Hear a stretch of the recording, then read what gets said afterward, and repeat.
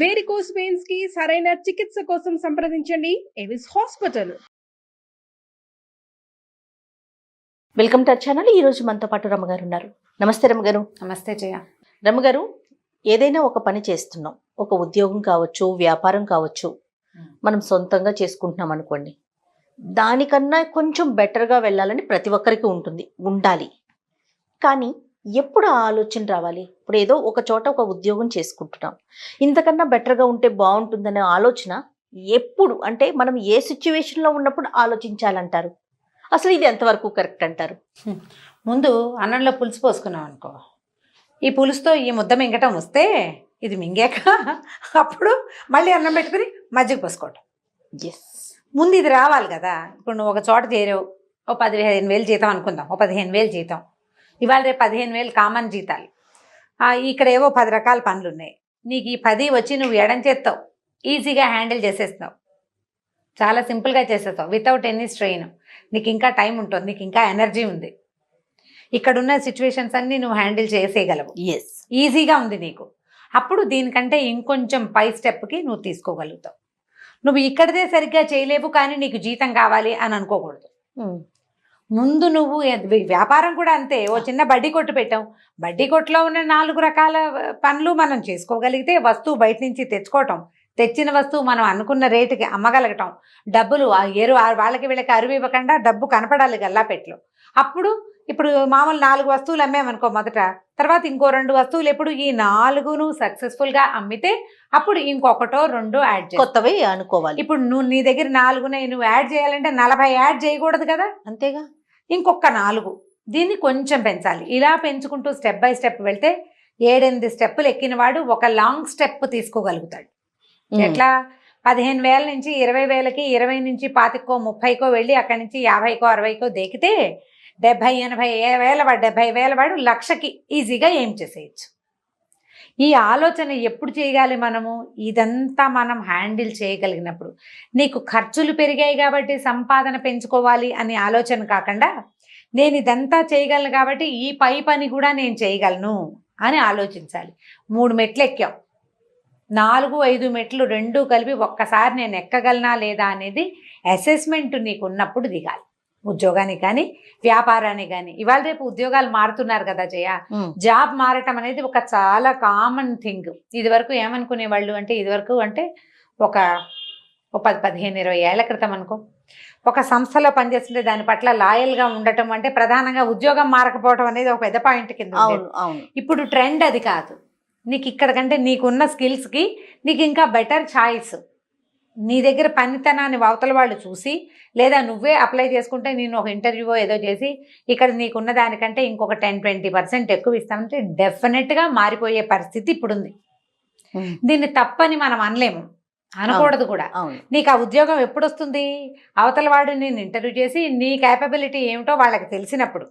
నువ్వు అనుకుంటే కాదు, నేను మారిపోవాలి అనుకుంటే కాదు, వాళ్ళు గుర్తించాలి కదా, అవతల వాడు ఒప్పుకోవాలి కదా. అవతల నీకు ఇంతకంటే బెటర్ శాలరీ ఇవ్వదలుచుకున్నవాడు నీ దగ్గర తనకు కావలసిన పనిని తీసుకోగలను అని నేను నమ్మితేనే ఇస్తాడు. అదే నువ్వు వ్యాపారంలో అనుకో, 1,00,000 అప్పు చేసి మొదట బిజినెస్ పెట్టావు, ఇంకో 2 లక్షలు అప్పు చేసి పెట్టేస్తావు, డబ్బులు నీవి, నువ్వు గోతలో దూకుతావు. అవును. ఉద్యోగాల్లో ఆ పరిస్థితి ఉండదు చూడు. అవతల వాడు నిన్ను నమ్మాలి. నువ్వు నమ్మాలంటే ఇక్కడ నువ్వు చేస్తున్న పనిని, నీవు ఎన్ని ప్రాజెక్టులు చేసావు, ఎన్ని రకాల పనులు నువ్వు చేయగలవు, నీ పోర్ట్ఫోలియోనో ఇంకొకటో ఈ ప్రొఫైల్లో రాసుకునే దాంట్లో నేను ఇది చేసే అది చేసే చెప్పాలి కదా. ఇన్ని కత్తులు దూయటం నాకు వచ్చు, ఇన్ని రకాల కాయలు తరుగుతాను నేను అనేది చూపించాలి. అంతే కదా, చూపిస్తేనే కదా. మరి నాకు అనిపిస్తుంది రమ్మగారు, ఇప్పుడు మనం కొత్తదే అనుకుంటున్నాం, అక్కడ కూడా కొన్ని కత్తులు ఉంటాయి. ఎందుకుండవు? అవి కొత్త కత్తులు, కొత్త కాయలు అవన్నీ ఉంటాయి. కొబ్బరికాయలు కోయటానికి పిల్లల్ని పిలుస్తారు జయ ఊళ్ళల్లో. కొబ్బరికాయ కోసేవాడు ఎవడంటే, వీడు ఎవరి దొడ్లోకైనా వెళ్ళి ఈజీగా కాయలు కోసేసుకొచ్చేసేవాడు ఎవడైనా ఉంటే వాడు అఖండ మేధావి అనమాట. వాళ్ళకి తెలియకుండా కాయలు కోసేసాడంటే వాడు చులాగ్గా ఎక్కి చులాగ్గా దిగేస్తాడు అనమాట. అంతే, అలాంటి వాడిని తెస్తారు. కాకపోతే వాడితోటి ఒక ప్రమాదం ఉంది. వీడు ఇవాళ మన కాయలు మనకి ఈజీగా కోసిన వాడు రేపొద్దున మన కంట్లో తెలియకుండా మన పాపలు తీయగలడు, మనకు అక్కడ ఉద్యోగం మానేసి వచ్చిన వాడు ఇక్కడ మానకుండా ఉంటాడు. కానీ ఎప్పుడైనా ప్రతి కొత్త పనిలో మనం ఉన్నట్టు చెప్పినట్టు కత్తులు ఛాలెంజెస్ తప్పకుండా ఉంటాయి. పైగా పాత సామెత ఒకటి ఉంది, తెలియని దేవుడి కంటే తెలిసిన దయ్యం బెటర్ అని. అలాగని నువ్వు ఎక్కడున్నావో కుప్పస్థమండుకలాగా అక్కడే ఉండు అని అనలేం, మనం అనకూడదు కూడా. అవును అవును. ఇప్పుడు ప్రపంచపు తీరుతెన్నులు అవి కాదు.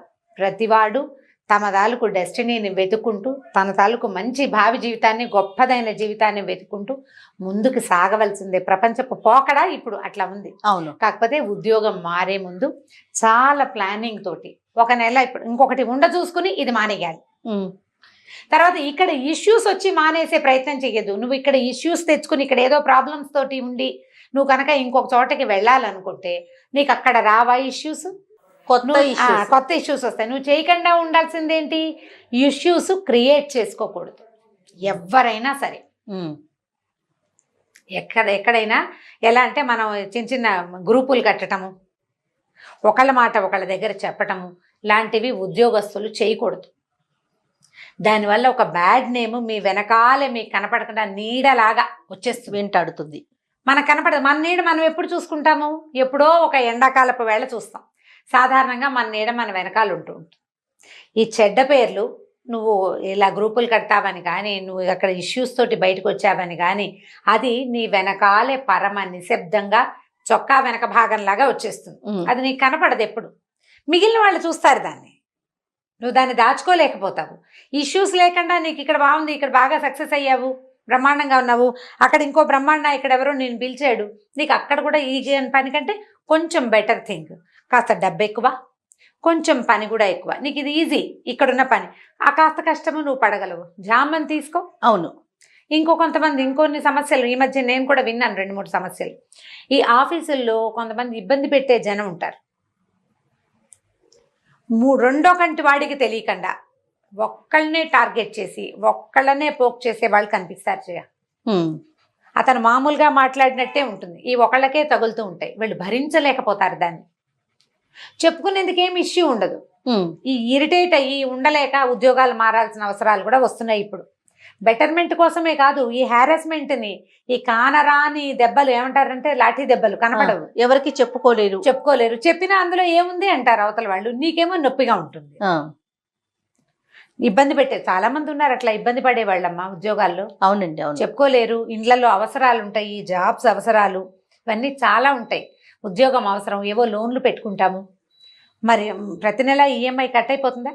ఇప్పుడు 2 నెలలు నీకు ఉద్యోగం లేకపోతే బ్యాంక్ అకౌంట్లో నుంచి డబ్బులు పోతూ ఉంటే భయంగా ఉంటుంది, జీవితం ప్రెషర్ఫుల్గా అయిపోతుంది. అప్పటిదాకా ఉన్న ఆటపాట అన్నీ పోతాయి, జీవితం బరువు అయిపోతుంది, మొయ్యరానిది అయిపోతుంది. అప్పుడు డెస్పరేట్గా అయిపోయి చిన్న ఉద్యోగాలకు కూడా వెళ్లాల్సి వస్తుంది. ఉద్యోగాన్ని చూసుకుని ఏదైనా ఒకటి మనకి అవకాశాన్ని చూసుకుని దీన్ని మార్చుకోవాలి. మొదటిది, ఇష్యూస్ లేకుండా హ్యాండిల్ చేయడానికి ప్రయత్నం చేయండి ప్రతి వాళ్ళు. ఇప్పుడు హెచ్ఆర్ ఇంటర్వ్యూలు అన్ని చోట జరుగుతాయి కదా జయ, ఎంత పెద్ద కంపెనీ చిన్న కంపెనీలో హెచ్ఆర్లు తప్పవు. వన్స్ హెచ్ఆర్కి వెళ్ళినప్పుడు ఏదో నాకు ఇంత కావాలి, నాకు ఇలా కావాలి, ఇంటర్నెట్ ఇస్తారు, అది ఇస్తారు, ఏదో కనుక్కుంటారు, పలానాది ఇస్తాం, కంపెనీ బైలాస్ ఇవి ఏవో చెప్తారు. ఈ హెచ్ఆర్లతో పాటే నేను అనుకుంటాను వీళ్ళకి, ఈ ఉద్యోగస్తులకి, చిన్న చిన్న వాళ్ళు పెద్ద పెద్ద వాళ్ళకి కూడా కొంత కౌన్సిలింగ్ అవసరమేమోనని అనిపిస్తుంది నాకు. ఒట్టి హెచ్ఆర్ ఇంటర్వ్యూ కాకుండా ఒక కౌన్సిలింగ్, నువ్వు ఇది చేయొచ్చు, ఇది చేయకూడదు.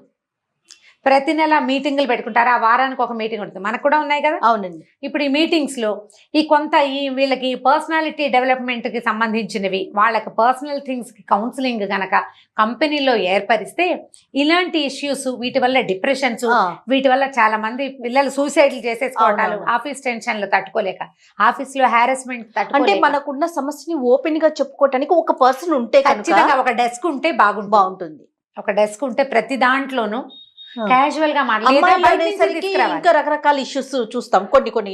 ఇప్పుడు నీకు మీ కంపెనీలో అలాంటివి మీరు పెట్టుకోదలుచుకోలేదు, నెలకు ఒకసారి ఒక పర్సనాలిటీ డెవలప్మెంట్ కోర్సులు చేసే వాళ్ళు ఉన్నారు కదా మనకి, మోటివేషనల్ స్పీకర్స్ ని ఒక 2-3 ఎంగేజ్ చేస్తే ఎంత చేస్తారు? మీ కంపెనీలో తలా ₹1 వేసినా వాళ్ళకి ఇవ్వాల్సిన ఛార్జెస్ వచ్చేస్తాయి.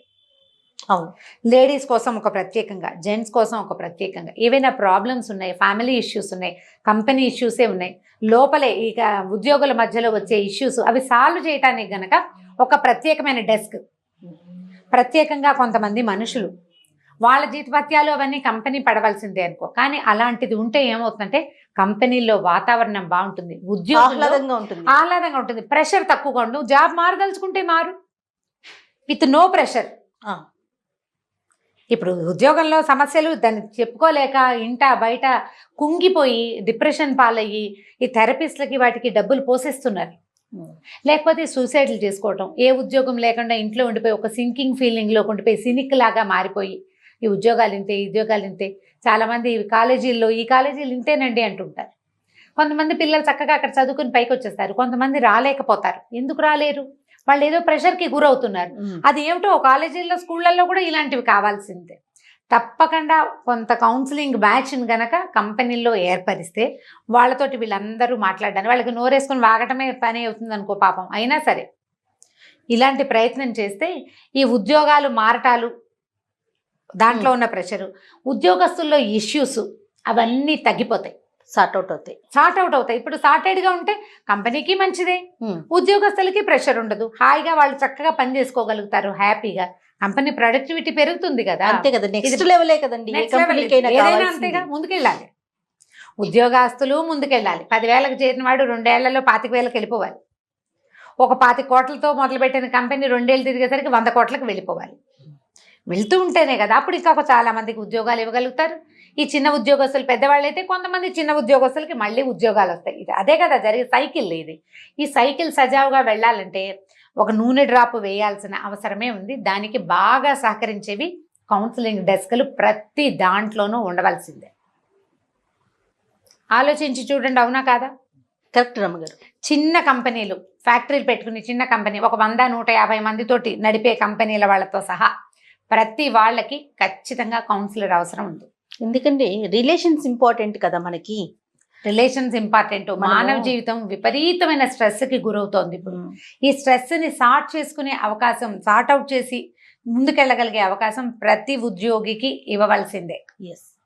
ఈ ప్రయత్నం చేస్తే బాగుంటుంది, చాలా బాగుంటుందండి. ఇప్పుడు మనం వెస్ట్రన్ కంట్రీస్ లాగా వచ్చామా వెళ్ళామా అన్నట్లు ఉండం. ఒక ఆఫీస్లో చేసినా లేకపోతే మనం ఓన్గా బిజినెస్ చేసుకుంటున్నా కూడా రిలేషన్స్ ని కూడా మెయింటైన్ చేసేస్తాం. అవును, చుట్టుపక్కల వాళ్ళతో ఇష్యూస్ కూడా స్టార్ట్ అవుతాయి మీరు అన్నట్లుగా. కానీ చాలా మంచి అడ్వైజ్ అండి రమ్మ గారి, బాగుంది, చేయొచ్చు. ఇది మంచి ఆలోచన కదా, మంచి ఆలోచన. రైట్ రమ్మ గారు, నమస్తే. నమస్తే. ఈ వీడియో కనుక మీకు నచ్చినట్లయితే లైక్ చేయండి, షేర్ చేయండి. మరిన్ని వీడియోస్ కోసం మా ఛానల్ని సబ్స్క్రైబ్ చేసుకోండి.